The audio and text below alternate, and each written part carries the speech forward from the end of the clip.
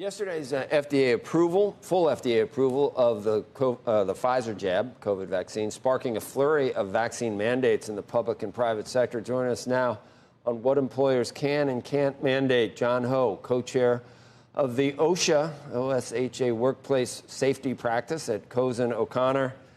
Wow, John, this is a quagmire wrapped in a riddle, surrounded by a real quandary. Just looking at all the legal ramifications, you're going to be in demand. I'd raise prices, I think. So let's just start with some possible exemptions. I mean, people with MS, people with religious. I can think of 20 different reasons why someone would say, I am precluded from getting this. How do they approach their employer? What would they say? Right. Well, exactly. To your point, first, thank you both for having me on. But yes, certainly look, employers have been going through these challenges and these evolutions with COVID since the start. So this is just, another one step in that process. But to your point, Joe, if an employer does implement a mandatory vaccine policy, it's certainly going to be subject to accommodation issues. And you point out disability issues and also sincerely held religious beliefs. So it really is going to depend on the employer's policy. And really, there needs to be an interactive process. The employee needs to let the employer know, here's why I cannot get the vaccine. Then the employer has to discuss it and essentially provide a reasonable accommodation if it can.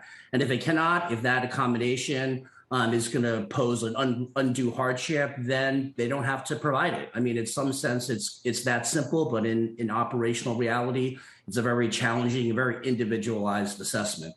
So what if they don't provide the accommodation and the employee stays where he or she is and says, I'm not doing it? Then can they fire those people or tell them to stay home, or what would they do?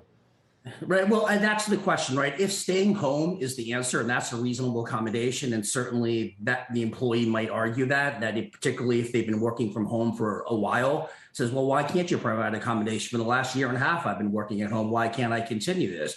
That is going to be the analysis that the employer needs to conduct. But if it determines for business reasons it really needs its workforce, back in the office, for different reasons, it's going to have to overcome that suggestion that the work cannot continue to be done at home.